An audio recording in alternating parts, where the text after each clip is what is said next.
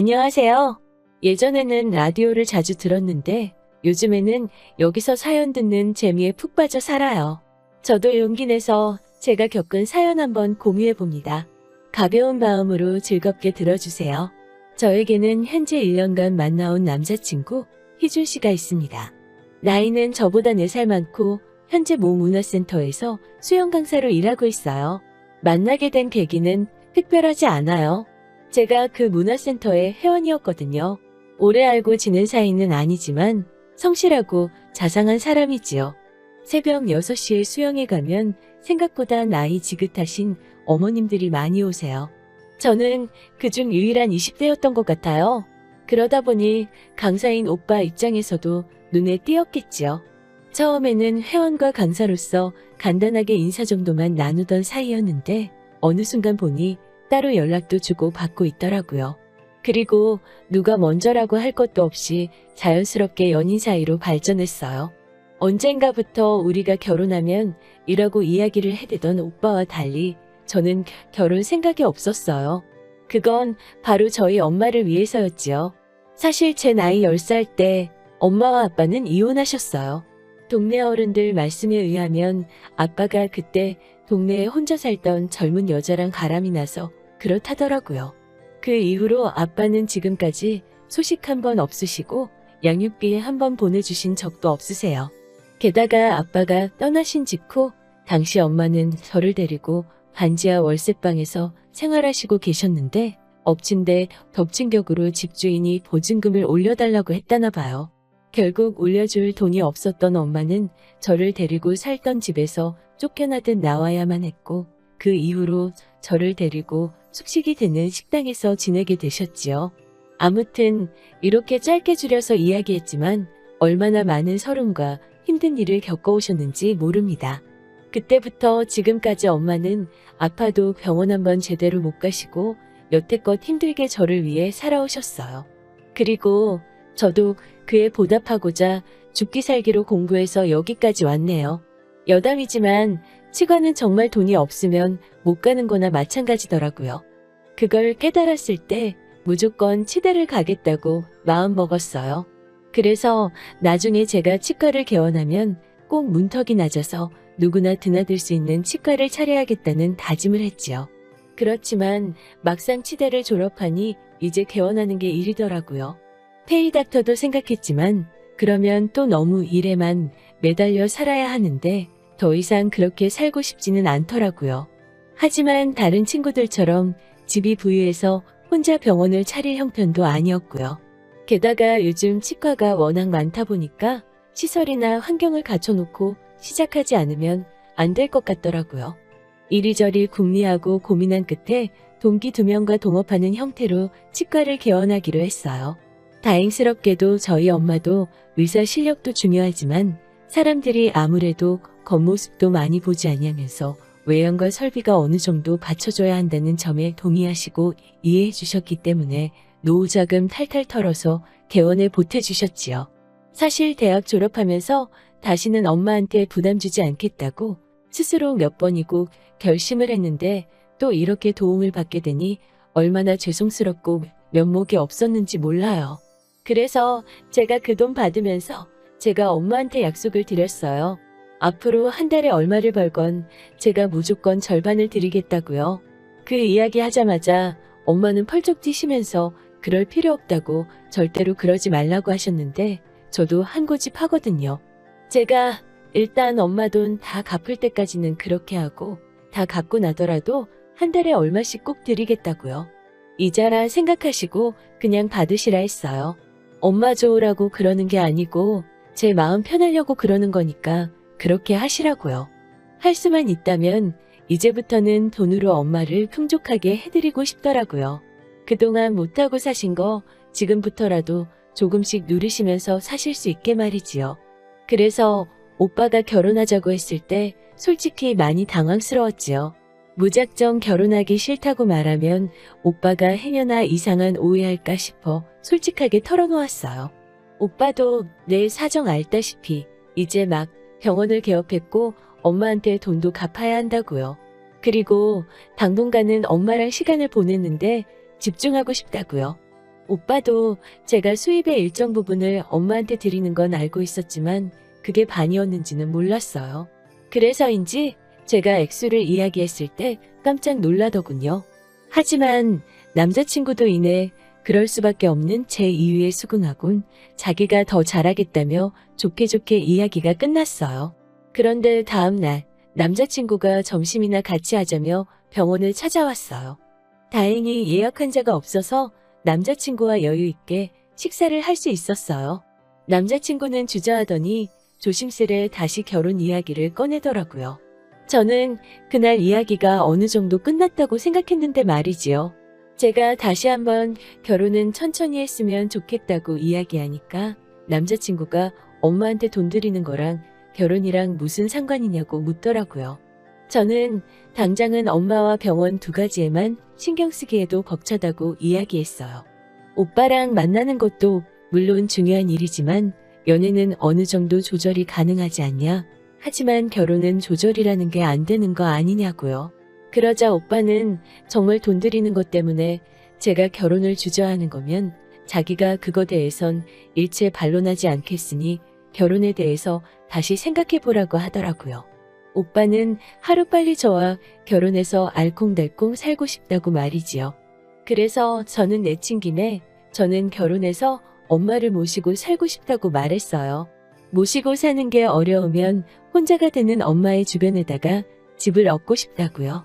그러자 오빠의 표정이 좀 굳어지더라고요. 오빠도 내심 오빠 부모님 모시고 살고 싶었나 봐요.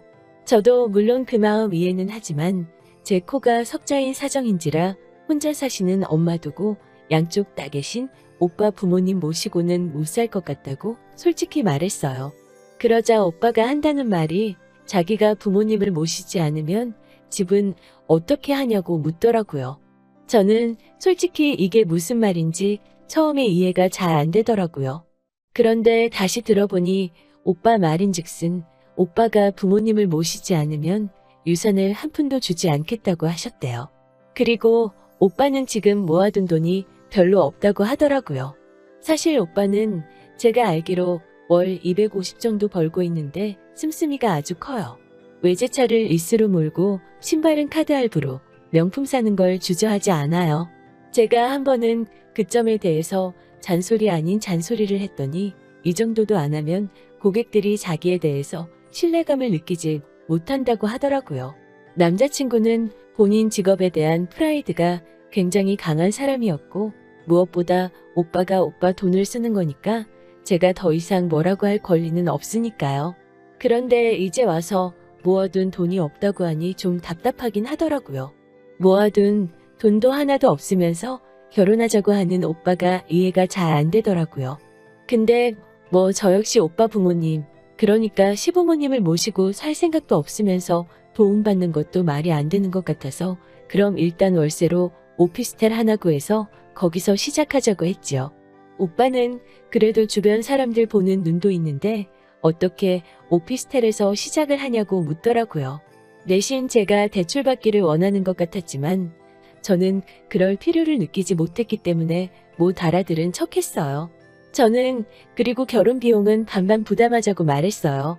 최대한 검소하게 하자고요. 그러자 오빠가 한다는 말이 주변 사람들이 자기 여자친구가 치과 의사라는 거 다 아는데 어떻게 그러냐고 묻더군요. 사실 여기서부터 뭔가 이상하다는 생각이 들었어요. 아무튼 말 나온 김에 결혼에 대해서 이런저런 이야기가 오가기 시작했지요. 이야기가 생각보다 길어질 것 같아서 일단 병원에 전화해 오늘 못 들어갈 것 같다고 양해를 구하고 본격적으로 이야기를 나눴습니다. 오빠는 그럼 자기가 결혼해서 자기 부모님 모시고 사는 건 포기할 테니 대신 장남으로서 용돈 좀 많이 드리고 싶다고 하더라고요. 한 달에 150만 원씩 드리고 싶다고 하기에 그럼 그렇게 하자고 제가 말했어요. 그러면서 제가 그럼 한 달에 300씩 양가 용돈으로 나가니까 우리 둘 다 열심히 벌어야겠다고 말하자 오빠는 왜 300이냐고 되묻더라고요. 왜 친정에다가도 150을 또 드리냐고 묻는 오빠한테 저는 어이가 없어서 그럼 오빠 부모님한테만 용돈 드리냐고 물었지요. 사실 오빠 반응에 제가 순간 좀 발끈했어요. 그걸 눈치를 챈 건지 못 챈 건지 오빠는 아니 너가 버는 월급의 절반을 장모님한테 드릴 예정이라면서 용돈까지 굳이 드려야 하는 거냐고 묻더라고요. 황당하기도 하고 짜증도 났지만 다시 한번 천천히 자세히 설명해 주었어요. 내가 드리는 월급의 절반은 엄마한테 빌린 돈을 상환하는 거고 그렇기 때문에 그건 그냥 처음부터 엄마 돈이라고 용돈이 아니라고요. 그렇기 때문에 용돈은 따로 드려야 한다고요. 그러자 오빠가 한다는 말이 어차피 월급의 절반을 드리면 혼자서 쓰기 넉넉하실 텐데 아파트 한 채 없이 시작하는 신혼부부가 그렇게까지 챙겨드려야 하냐고 묻더라고요. 그 말을 듣는데 제 가슴 한구석이 싸해지더라고요. 모아둔 돈도 없는 사람이 용돈을 150만 원씩 드리자는 건 어디서 나온 생각인지도 모르겠더라고요. 그래서 저는 결국 오빠한테 그럼 내 월급, 오빠 월급 서로 따로 관리하자고 했어요. 오빠가 시댁에 100만 원을 드리던 200만 원을 드리던 전 상관하지 않겠다고요. 대신 생활비만 한 달에 반만씩 부담하고 그 외에 예를 들어 경조사비나 부수적으로 들어가는 비용도 그때그때 정확하게 반만 부담하자고요. 그리고 그 외 나머지 부분은 각자 알아서 하자고 말했어요. 사실 요즘은 맞벌이하는 젊은 부부들이 그렇게들 많이 한다고 들었거든요. 실제로 제 주변에도 그렇게 하는 사람들이 있고요. 물론 솔직히 저랑 오빠랑 둘의 수입 차이가 많이 나는 건 저도 잘 알고 있었고 그걸로 행여나 오빠 기죽이는 일 없게 하려고 한 번도 직접적으로 이야기를 한 적은 없었어요. 결혼을 하게 되더라도 어쩌면 내가 부담이 더 클 수도 있겠다는 사실을 몰랐던 것도 아니고요. 하지만 오빠가 저희 엄마에게 드리는 돈에 대해서 어떻게 생각하는지 좀 알게 되니까 무조건 맞춰주고 이해해주는 게 능사는 아니라는 생각이 딱 들더라고요. 그래서 오빠한테 오빠랑 나랑 돈에 대해서는 생각이 많이 다른 것 같으니 그렇게 하는 편이 좋겠다고 딱 잘라 말했어요. 그러자 오빠는 순간 버럭하면서 어떻게 부부 사이에 돈을 각자 관리하냐면서 그건 있을 수 없는 이야기라고 하더라고요. 그러면서 그럴 거면 왜 결혼을 하냐고 결혼한 사이에서는 믿고 내 거라는 게 따로 없는 거라고 말을 하더군요. 솔직히 말도 안 되지 않나요? 우리 엄마 용돈 주는 건 아까우면서 내 돈도 자기 돈이라고 한다는 게. 아무튼 일단은 머리도 너무 복잡하고 해서 오빠한테 나중에 이야기하자고 하고 집으로 돌려보냈어요. 그리고 집에 들어와서 문자 한 통을 보냈어요. 우리 결혼은 다시 한번 생각해보자고 말이지요. 생각이 복잡하니까 당분간은 연락하지 않았으면 좋겠다고요. 그러자 바로 전화가 왔는데 왠지 머리만 더 아파질 것 같아서 안 받았어요. 그러자 전화기에 말 그대로 불이 나게 계속해서 전화가 오더라고요. 하나도 받지 않다가 전화기가 잠잠해졌을 무렵 다시 한번 문자를 보냈어요. 우리 엄마한테 용돈 줄 생각도 없는 남자랑 결혼할 이유가 없는 것 같다고요. 게다가 생각할수록 직장까지 불이 나게 쫓아와 내 시간 뺏고 돈 이야기만 하다 간 게 얄밉기도 하더라고요. 그러자 오빠가 집 앞으로 찾아와 자기가 정말 큰 실수를 했다며 생각이 짧았다며 한 번만 용서해달라고 하더라고요. 친정 어머니께도 똑같이 용돈 드리고 제가 하고 싶은 대로 하라고요. 지금 생각해보면 그 말에 넘어가서 오빠를 받아주는 게 아니었는데 그 순간에는 저도 오빠가 너무 매달리니까 한번 믿어보자는 생각이 들었어요. 그래서 한 번 더 기회를 주기로 했어요. 물론 오빠는 그 기회도 날려버렸지만요. 결국 우리는 서로 조금씩 양보한다는 전제하에 상견례 날짜를 잡았습니다. 그리고 저는 결국 상견례 자리에서 이 결혼 못한다고 뛰쳐나왔어요. 일반적인 상견례 자리에서 나올 법한 이야기가 오가고 있는 중에 예비 시어머니, 그러니까 오빠의 어머니께서 하나둘씩 트집을 잡으시기 시작했기 때문이에요. 일단 저희가 월세로 살기로 한 것부터 문제를 삼으시더라고요. 그러면서 아니 둘 중에 한 사람이라도 능력되면 대출받아 아파트 들어가면 좀 좋지 않냐면서 저를 흘겨보시더라고요. 저희 엄마는 그런 건 애들도 아니고 다 큰 성인들이 알아서 계획하겠지요라고 말씀하셨어요. 그러자 어머님은 아니 대출받아서 아파트 사면 집값 오를 거고 그러면 재산 되고 좋지 않냐고 하더라고요. 그래서 제가 깊은 한숨 끝에 그럼 제가 알아보겠다고 하자 하게 되면 명의는 오빠 명의로 하라고 하시는 거예요. 그래서 제가 대출을 받는데 왜 오빠 명의로 하나요라고 물었지요. 그러자 원래 큰 계약은 남자 이름으로 하는 거라고 하시는 거예요. 거기서부터 어이가 없었는데 한술 더 떠서는 집안 경조사 날짜, 제사 날짜 적힌 종이를 저에게 주시더라고요. 저는 나도 이제 가족이니까 알아두라고 주시는구나 생각하고 있었는데 갑자기 아무리 병원 일이 바빠도 거기 적힌 날짜는 잊지 말고 다 챙겨야 한다고 하시는 거예요. 그러더니 이제 예단 얘기가 나오자 난리도 아니더라고요. 지금도 어이가 없어서 헛 웃음이 나오는데 일단 예단으로 1억을 요구하더라고요. 정말 당황스럽더라고요. 막말로 오빠가 집을 해오는 것도 아니고 직장이 탄탄한 것도 아닌데 말이지요. 계속해서 하시는 말씀이 자기는 몇백짜리 밍크코트를 사주고 신우한테는 명품 가방 하나를 해주고 신우가 현재 살고 있는 집 부엌을 리모델링 해주고 침대를 바꿔주고 무슨 말도 안 되는 이야기들을 당연하다는 표정으로 요구하시더라고요. 결국 저희 엄마가 한마디 하시더라고요. 아들 가진 유세 들어만 봤지 이런 경우는 처음 봤다고 말이지요. 저 역시 도저히 짜증이 나서 엄마한테 일어나시라고 하고 저도 같이 일어나서 그냥 저 이 결혼 안 할게요. 이러고 나와버렸네요. 이튿날 오빠가 또 병원으로 찾아왔더라고요. 저는 사람들 보는 눈도 있고 해서 병원 앞 카페에 가 있으라고 했어요. 카페로 가니 오빠와 함께 어머님도 나와 계시더라고요.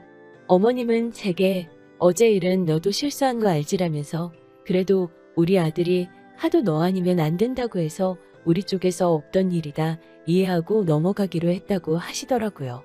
저는 벙찐 표정으로 어머님, 어제 제 얘기 못 들으셨냐고 저희 결혼 안 한다고 말씀드렸어요. 그러자 어머님은 도대체 뭐가 문제인지 모르겠다고 말씀하시더라고요. 저는 양쪽 집안이 어느 정도 비슷해야 되는데 이건 뭐 정신적인 면도 경제적인 면도 하나도 비슷한 구석이 없으니 앞으로 맞춰가며 살기는 어려울 것 같아서 안 되겠다고 했지요. 솔직히 이때는 저도 더 이상 예의 차리고 할 정신도 없었어요. 오빠한테도 터놓고 말했지요. 오빠도 정신 차리고 살아. 솔직히 오빠 나이가 지금 32인데 모아둔 돈도 하나도 없으면서 그렇게 외제차 타고 할부로 명품 사고 할 때야 지금? 하루빨리 결혼해서 가정 꾸리고 부모님한테 용돈 150씩 드리고 살 거면 정신 차리고 알뜰살뜰하게 살라고 하자. 오빠는 저를 붙잡고는 자긴 나 없으면 못 산다면서 다 제가 하자는 대로 할 테니 제발 한 번만 기회를 달라고 하더라고요. 하지만 아무리 곰곰이 생각해봐도 오빠가 그저 나를 지갑이나 ATM 정도로만 생각한 것 같더라고요. 지금 이해하고 넘어간다고 해도 어느 순간 또 제가 친정에 뭐 조금이라도 하면 노발대발 할 것 같고 저도 오빠 쪽에서 요구하는 거 다 해낼 자신도 없고요. 그래서 냉정하게 우린 인연이 아닌 것 같다고 서로 어울리는 짝 만나자고 뒤돌아섰어요. 뒤통수에는 오빠와 오빠의 엄마가 서로를 탓하며 왈가왈부하는 소리가 들렸지만 제가 신경 쓸 바인가요? 그리고 헤어진 지 한 달쯤 지났을 무렵 우연히 그 사람의 소식을 알게 되었어요. 저랑 헤어지기가 무섭게 오빠 어머님이 오빠를 결혼중매회 사에다가 등록했다나 봐요. 그러면서 자기 아들은 의사급 여자 아니면 안 만난다고 전에 만나던 여자도 치과 의사였다고 하더래요. 헤어지고 다른 여자를 찾으면서 저랑 사귄 걸 마치 대단한 자랑거리인 양 삼는다는 게 너무 웃기고 어이없더라고요. 결국에 그 사람은 제가 아니라 제 직업을 사랑했던 건가 봐요. 결혼했다 이혼하는 것보다 이렇게 먼저 알게 돼서 헤어져서 100번 1000번 다행이라고 생각해요. 당분간은 저도 병원이라고 엄마한테만 집중하면서 지내려고요. 언젠가 때가 되면 진정한 사랑을 만나게 될 거라 믿으면서요. 긴 이야기 들어주셔서 감사합니다. 건강하시고 항상 행복하시길 바랄게요.